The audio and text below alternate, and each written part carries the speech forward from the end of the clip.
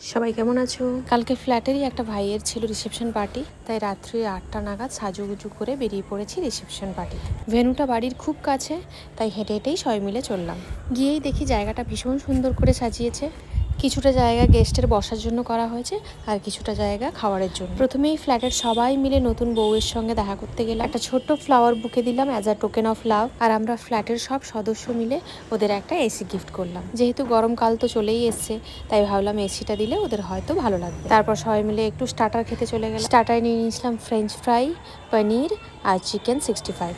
তারপর ফ্ল্যাটে সবাই মিলে বসে বসে একটু আড্ডা মারছি। যতই আমরা এক ফ্ল্যাটে থাকি, কিন্তু নিত্যদিনের কাজের মধ্যে সবসময় তো সবার সঙ্গে দেখা হয়ে ওঠে না। তাই এরকম কোনো অনুষ্ঠান থাকলে আমরা সবাই মিলে খুব আনন্দ করি। নিজেদের ফ্ল্যাটের বিয়ে বাড়ি বলে সবাই মিলে দুদিন ধরে ভীষণ আনন্দ করলাম। তারপর 10টা নাগাদ সবাই কেমন আছো? কালকে ফ্ল্যাটেরই একটা ভাইয়ের ছিল রিসেপশন পার্টি, তাই রাত্রি 8টা নাগাদ সাজুগুজু করে বেরিয়ে পড়েছি রিসেপশন পার্টি।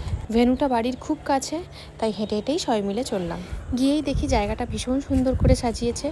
কিছুটা জায়গা গেস্টের বসার জন্য করা হয়েছে, আর কিছুটা জায়গা খাওয়ারের জন্য। প্রথমেই ফ্ল্যাটের সবাই মিলে নতুন বউয়ের সঙ্গে দেখা করতে গেলাম। একটা ছোট্ট ফ্লাওয়ার বুকে দিলাম as a token of love. আর আমরা ফ্ল্যাটের সব সদস্য মিলে ওদের একটা এসি গিফট করলাম। যেহেতু গরমকাল তো চলেই এসছে, তাই ভাবলাম এসিটা দিলে ওদের হয়তো ভালো লাগবে। তারপর সবাই মিলে একটু স্টার্টার খেতে চলে গেলাম। স্টার্টারে নিয়ে নিয়েছিলাম ফ্রেঞ্চ ফ্রাই, পনির আর চিকেন 65।